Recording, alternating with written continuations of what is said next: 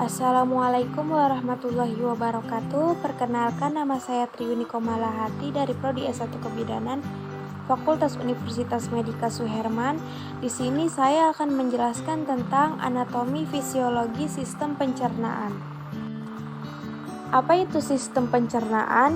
Sistem pencernaan dengan kata lain sistem gastrointestinal, yaitu saluran panjang kurang lebih 9 meter yang terlibat dalam proses mencerna makanan mulai dari mulut sampai dengan anus. Fungsi sistem ini yaitu menerima makanan dari mulut, memecah makanan menjadi zat-zat gizi dan energi, menyerap zat-zat gizi ke dalam aliran darah, dan membuang bagian makanan yang tidak dapat dicerna atau merupakan sisa proses tersebut dari tubuh. Lalu ini ada gambarnya yang terdiri dari usus halus, usus besar, dan lain sebagainya.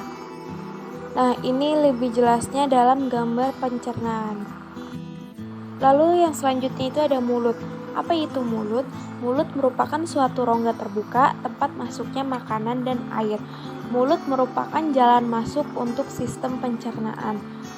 Dan rongga mulut ini dilengkapi dengan alat pencernaan seperti gigi dan lidah, serta kelenjar pencernaan untuk membantu pencernaan makanan. Lalu mulut itu terdiri dari dua bagian. Yang pertama bagian luar atau bisa disebut dengan vestibula, yaitu ruang di antara gusi, gigi, bibir, dan pipi. Lalu yang kedua ada bagian dalam, yaitu rongga yang dibatasi sisinya oleh tulang maksilaris dan ratum, lalu mandibularis di sebelah belakang bersambung dengan faring. Lalu yang selanjutnya itu ada bagian palatum. Palatum terdiri dari dua bagian. Yang pertama itu ada palatum durum, yaitu palatum keras yang tersusun atas tajuk-tajuk palatum dari sebelah depan tulang maksilaris. Yang kedua itu ada palatum mole atau palatum lunak yang terletak di belakang, merupakan lipatan menggantung yang dapat bergerak, terdiri dari jaringan fibusa dan selaput lendir.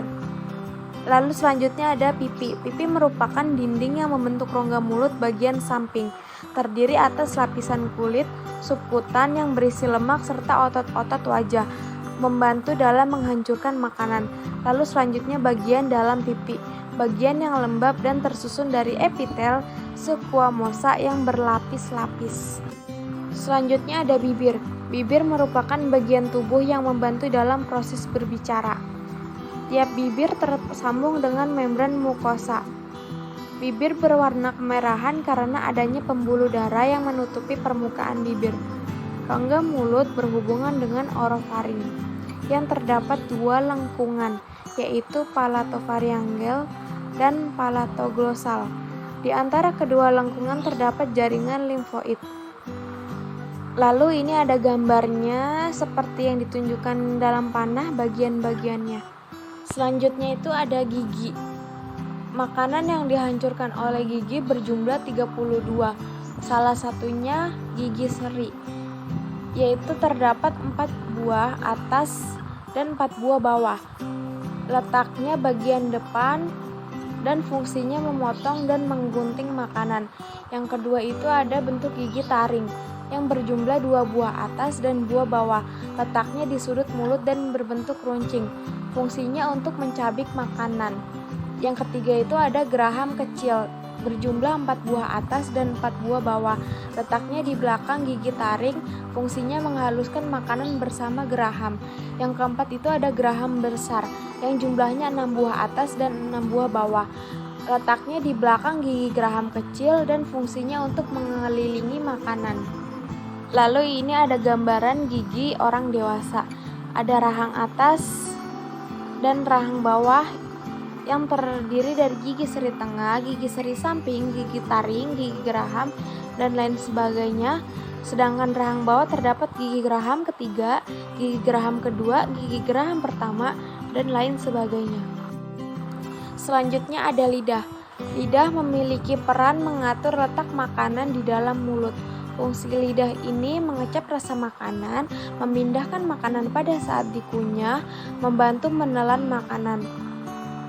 Kuncup pengecap pada lidah yaitu papila, lidah yang merasakan manis yaitu ujung lidah, peka asam dan asin yaitu pinggir lidah, peka rasa pahit yaitu pangkal lidah.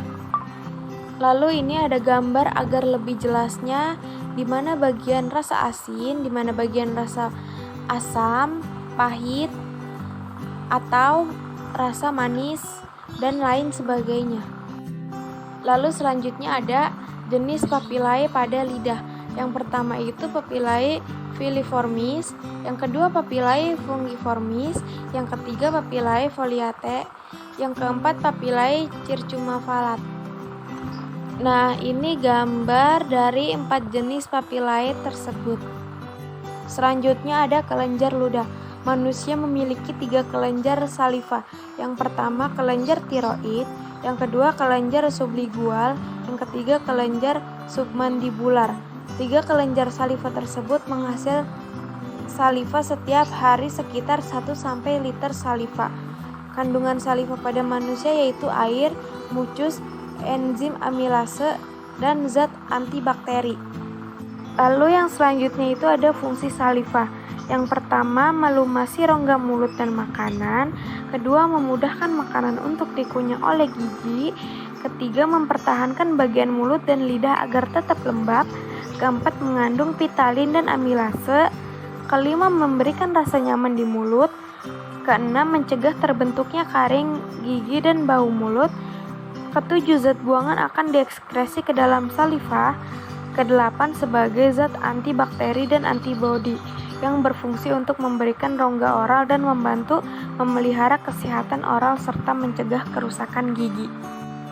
Lalu ada faring, rongga yang menghubungkan rongga mulut dan esofagus. Bagian faring terdiri dari 3, yang pertama nasofaring, kedua orofaring, ketiga laryngofaring.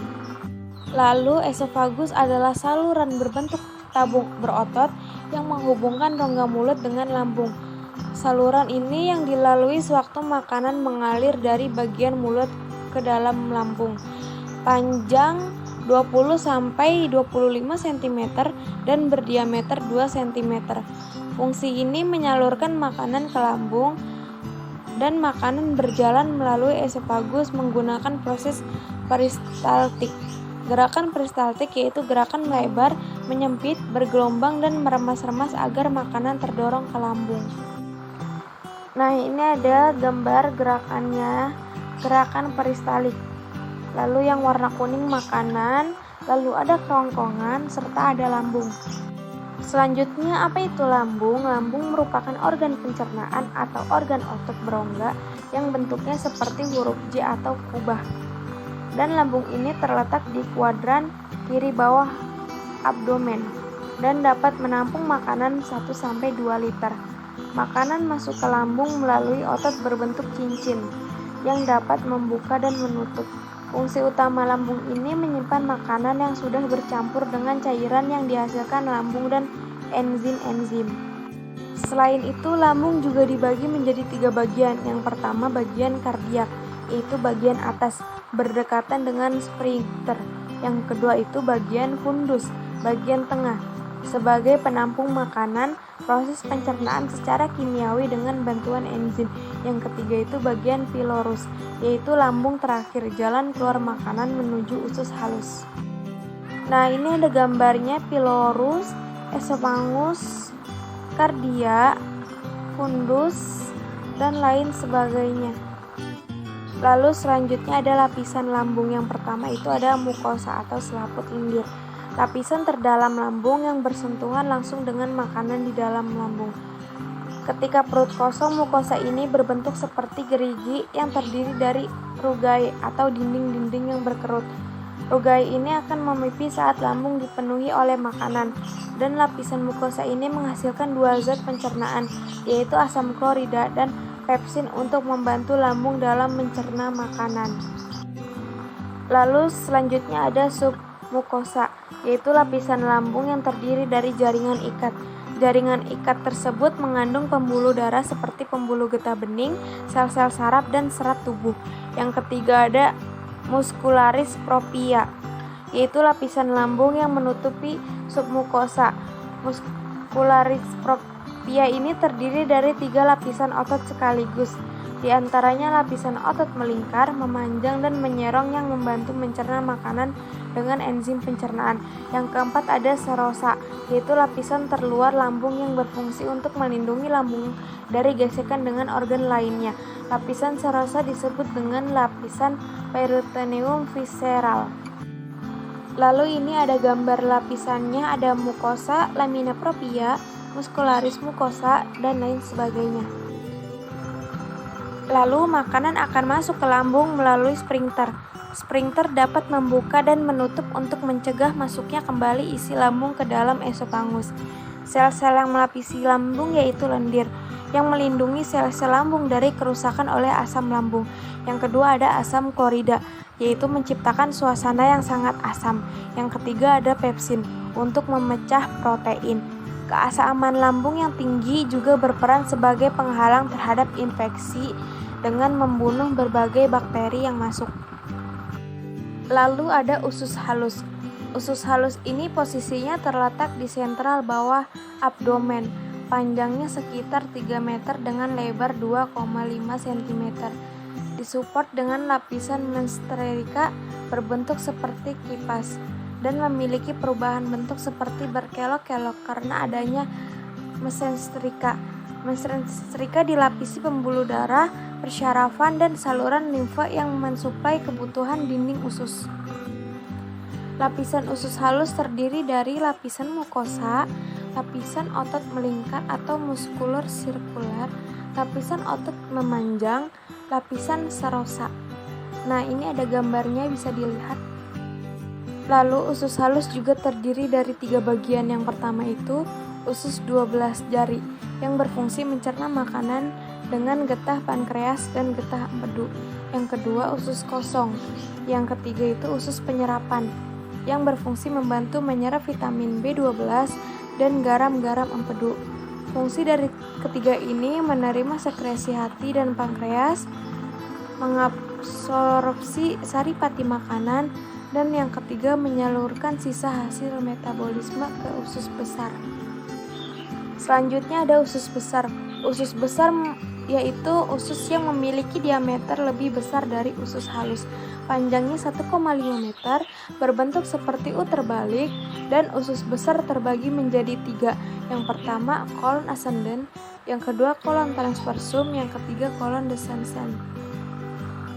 Lalu ada fungsi usus besar. Yang pertama menyerap air selama proses pencernaan, kedua tempat dihasilkan vitamin K dan vitamin H, ketiga membentuk massa fases, keempat mendorong sisa makanan hasil pencernaan.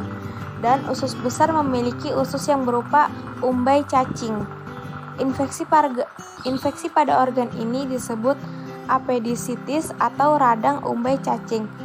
Apendisitis yang parah dapat menyebabkan apendiks pecah dan membentuk nanah di dalam rongga abdomen atau perionitis. Selanjutnya ada rektum. Rektum merupakan lubang tempat pembuangan fases dari tubuh. Sebelum dibuang lewat anus, fases akan ditampung terlebih dahulu pada bagian rektum. Apabila fases sudah siap dibuang, maka otot sphincter rektum akan mengatur pembukaan dan penutupan anus. Otot sphincter yang menyusun rektum ada 2, yaitu otot polos dan otot lurik. Selanjutnya ada organ aksesoris pencernaan. Yang pertama itu ada hati. Hati merupakan kelenjar tubuh yang paling besar, beratnya sekitar 1,4 kg pada orang dewasa. Dan orang ini memiliki peran penting dalam metabolisme. Fungsi lainnya ada juga menyimpan glikogen, sintesis protein plasma, dan penetralan obat. Hati memproduksi bili dalam proses pencernaan, dan hati terdiri dari lobus kanan dan lobus kiri. Lalu ini ada gambarnya, bisa dilihat. Selanjutnya ada fungsi hati, yaitu membantu fungsi ginjal memecah beberapa senyawa kimia. Yang kedua, memproses dan mengikat lemak pada pengangkutannya. Yang ketiga, membuat protein-protein penting. Yang keempat, menghasilkan empedu. Yang kelima, metabolisme obat-obatan. Lalu lanjut ada kandung empedu, yaitu kantong berwarna kuning dengan dinding tipis berotot panjang sekitar 10 cm. Letaknya di bawah hati pada sambungan lobus kanan dan quadratus, dan tempat penyimpanan empedu yang dihasilkan oleh hati. Empedu dilarikan oleh hati melalui ductus hepaticus. Selanjutnya ada pankreas, yaitu organ pipi yang berada di belakang lambung dalam abdomen. Panjangnya kira-kira 20-25 cm, tebalnya 2,5 cm, dan berat sekitar 80 gram. Pankreas terletak pada bagian posterior perut dan berhubungan erat dengan duodenum atau usus 12 jari. Fungsi utama pankreas ini menghasilkan enzim pencernaan serta beberapa hormon penting seperti insulin, dan memiliki dua saluran yang menyalurkan sekresi ke dalam duodenum, ductus wirsung atau ductus pancreatus dan ductus sartorius atau ductus pancreaticus.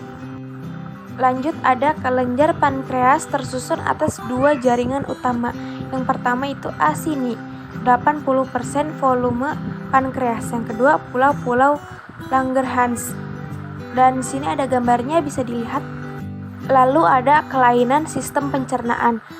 Gangguan pada sistem pencernaan makanan dapat disebabkan oleh pola makan yang salah, infeksi bakteri, dan kelainan alat pencernaan. Yang pertama itu ada parotitis atau gondong, penyakit yang disebabkan oleh virus yang menyerang kelenjar air ludah di bagian bawah telinga.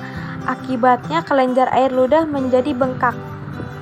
Lalu ada diare. Diare merupakan buang air besar dengan cair atau mencerit sebanyak 3 kali atau lebih dalam satu hari. Penyebab diare ini antara lain ansietas atau stres, makanan tertentu, atau organisme perusak yang melukai dinding usus. Dan diare dalam waktu lama dapat menyebabkan dehidrasi. Yang ketiga ada konstipasi, yaitu sembelit.